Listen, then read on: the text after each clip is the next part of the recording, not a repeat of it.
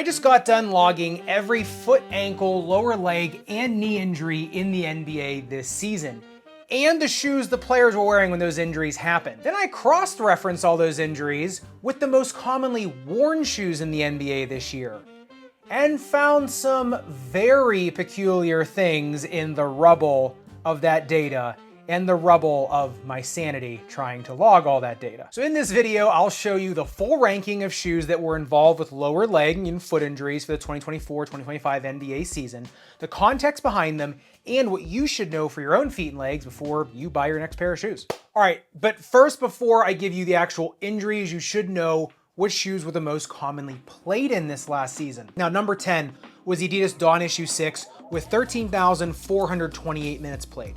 Number 9, the Kobe 8 Protro, the Nike Kobe 8 Protro, with 14,922 minutes played. Number 8 was the Nike KD 17 with 17,738 minutes. Number 7, the Nike Kobe 4 with 19,496 minutes. Number 6 was the Nike Book 1 with 21,154 minutes. Number 5 was the Air Jordan 39 with 23,647 minutes played. Number 4 was the Nike Kobe 5 with 25,949 minutes played. Number 3, the Nike GT Cut 3 with 29,436 minutes played. Number 2, the Nike Sabrina 2 with 32,822 minutes played. And number 1, the Nike Kobe 6 with a whopping 63,189 minutes played. That was nearly double the Sabrina 2 at the number 2 spot. Oh my God, that was a lot. Okay. All right, so in terms of actual injuries, I only counted non-contact knee, leg, ankle, and foot injuries. Because if you happen to get kicked in the shin while wearing the GT Hustle 2, that has zero to do with any shoe you're wearing. I also counted injuries once. So if the same toe kept flaring up, then it only counts as one for that shoe. But if the same player had different body parts injured in the same shoe, I counted that for each individual occurrence, because the same shoe could have like brick-like foam or something that could contribute to knee pain, but also have a horrible lateral flange or horrible lateral stability that could also, be a contributing factor to an ankle sprain. But I also only counted injuries that were officially reported and that caused missed games in practice time. And if that injury happened when there were like no pictures or video that I could see, I can't just assume they were wearing a certain shoe in practice or at the gym. It could have been a completely different model. All right, so with all that being said, for the 2024-2025 NBA season, by my count, there were 25 significant knee injuries, 33 leg injuries, 21 ankle injuries, and 32 foot injuries. And there were a total of 54 different shoes involved with lower leg and foot injuries this season, as seen on this chart. The most commonly associated shoe with knee injuries was the Kobe 5, followed by the KD 17, with no other shoes having multiple instances of injury. The most commonly associated shoe with leg injuries was the Kobe 6, followed by a tie between the Jordan 39, Kobe 8, and GT Cut 3. Yes, I know the Halle 1 was involved in a calf strain and an Achilles rupture, but since the Achilles rupture, I believe, was largely a sequela of the calf strain and the limited recovery afterwards, I'm going to write that one off as a single instance shoe. The most commonly associated shoe with ankle injuries was the Dawn Issue 6, followed by a two-way tie between the Kobe 5 and the Kobe 6. The most commonly associated shoe with foot injuries was a LeBron 22, followed by a two-way tie between the Jordan 39 and the Kobe 6, with, like I said, no other shoes having multiple instances. All right, and in terms of the shoes that were just involved in the most injuries in total, coming in at number 1 was the Kobe 6. Number 2 was the Jordan 39. Number 3 is a three-way tie between the LeBron 22, Kobe 5, and KD 17. Number 4 was a two-way tie between the Dawn Issue 6 and Kobe 8. Number 5 was a four-way tie between the Book 1, Dame 9, GT Cut 3, the Nike Freak 5 and 6. Number 6 was the Kobe 4, Kobe 9, Ja 2, Luka 3, KD 16, and Tatum 3. But remember, that is just the raw numbers. Now comes the hard part, adjusting that for minutes played or how exposed a shoe actually was in the NBA. Now, there were a few complicating factors to naming the shoe most associated with injury. Number 1 was how commonly worn the Kobe 6 was. Number 2 was the Kobe 6 to GT Cut 3 or Sabrina 2 or Book 1 pipeline. Remember, a lot of these players wear 3 and 4 models during the year, and those 3 or 4 really kept popping up. But the other complicating factor, which had nothing to do with shoes, was the existence of Anthony Davis, who wore the LeBron 22 and made that shoe look like a bed of nails. But the last factor, the most obvious, is that, correlation doesn't equal causation. Just because someone was wearing the shoe when an injury happened doesn't mean it wouldn't have happened in another shoe.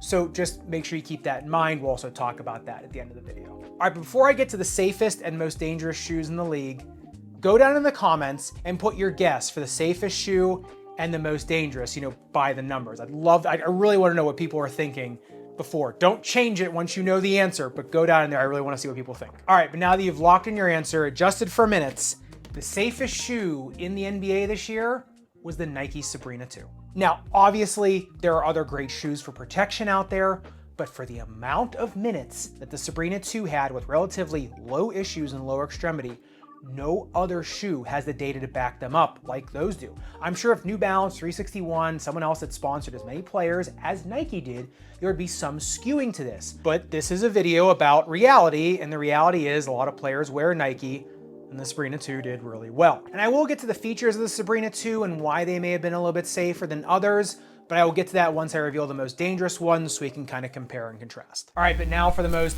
dangerous shoes in the league by the numbers, going from 10th to 1st. Number 10 was the Nike GT Cut 3. Number 9 was the Nike Kobe 9. Number 8, the Adidas Dame 9. Number 7, the Nike Kobe 6. Number 6, the Nike Book 1. Number 5, the Nike Kobe 5. Number 4, the Air Jordan 39. Number 3, the Nike Kobe 8. Number 2, the Nike KD 17. And number 1, I didn't see this one coming, but the Adidas Dawn Issue 6. Now, for intellectual honesty, I have to say by far the most dangerous shoe by the numbers was the LeBron 22. But with AD's injury history, you just got to take it into consideration. And taking out AD, that shoe didn't even get on the short list.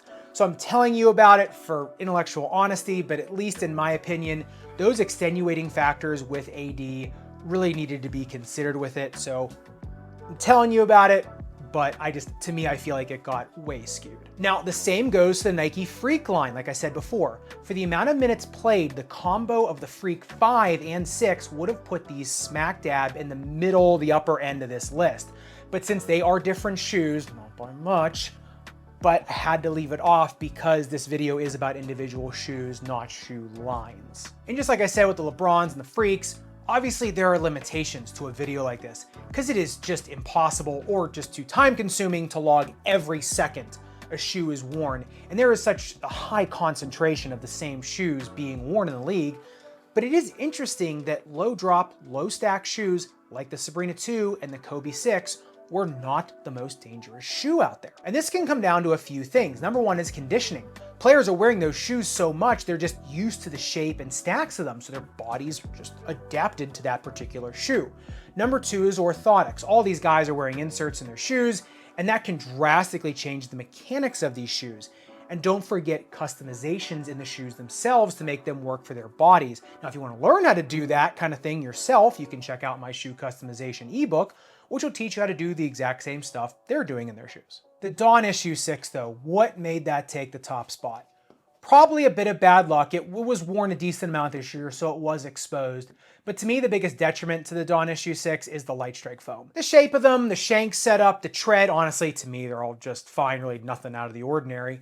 The other top shoe though, the KD 17, to me was no surprise with that plastic shank strobel directly under your forefoot, just does not allow a lot of shock absorption.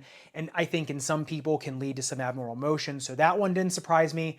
That is just my opinion though. They were worn a lot, so they were also exposed quite a bit.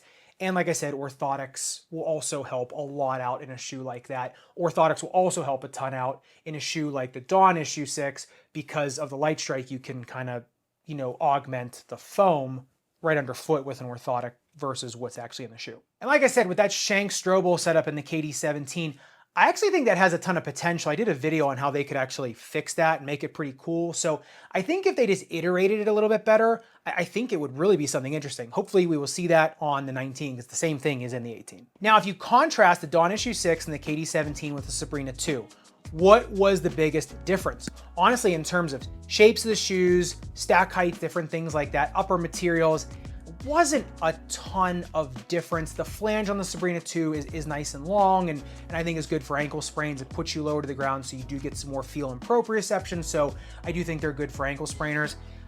But I think the biggest difference is the Cushlon in the Sabrina 2 versus the Light Strike in the Dawn Issue 6 versus the plastic piece right in the forefoot of the KD17. I think that Cushlon does have a pretty good combination of structure, ground feel, and just protection, right? Because it has a shank in it too. So I think throwing an orthotic in on top of the Cushlon and the Sabrina 2 plus the flange on it, like I said, it's nothing special. It's nothing earth-shattering technologically, right? But I think it's just enough that it allows that shoe to just have it does a lot of really good things for basketball-specific footwork, specifically how basketball is being played right now. Like I said, yeah, the Sabrina 2 does not have a very high stack of foam, and you would think with all the Achilles ruptures that happened this year, just remember though, shape, stack, height, and everything else, you know, if your body gets used to it, if you prepare your body to be in a shoe like that, you know, it doesn't automatically mean you're going to rupture an Achilles. But I think the biggest takeaway from this is that so many different shoes were involved with so many different injuries this year. Even shoes I gushed on and on about how great they were for injured players, which just shows you the biggest factor in injuries is your own body and your own preparation and recovery. But if I had to tie this video up in a bow and make a conclusion about this, do I think the Dawn Issue 6 is this dangerous shoe or the most dangerous shoe? No. Do I think the Sabrina 2 has some magical power in it that stops people from getting injured? No. I think that it is interesting to see the numbers and which shoes were associated with which injuries for sure. I do think there are much worse shoes out there. People just don't wear them, right? Like a lot of these shoes get weeded out because people just won't wear them on court, right? And so obviously shoes that get worn more are gonna get injured more. I mean, it is interesting though, the Kobe 6 for how much it was worn wasn't all that bad, to be honest. And the Sabrina 2, which is very similar to the Kobe 6, wasn't even registering. So that was interesting. Like I said, I think the conclusion is whatever shoe you are wearing, you should probably stick with it for a season. Get your body used to that shoe. You can see whereas someone wears the Kobe 6 a lot, or the Sabrina 2 a lot, gets their body conditioned to that shoe. That's why I did a whole video about shoe rotations. I'll leave it linked right here. And I think that is a big thing. Get your body conditioned to that shoe. Get your body used to one shoe over a season. And I think that is the takeaway. So if you do want to check that out, I'll leave that shoe rotation video right here that kind of goes through my thoughts about shoe rotations. And if you do want to see some of the biggest shoe malfunctions, right now that you've seen all the dangers that happen on a basketball court throughout a year, check out the times when the shoe actually did cause the injury. Check that out right here. I'll see you in the next video.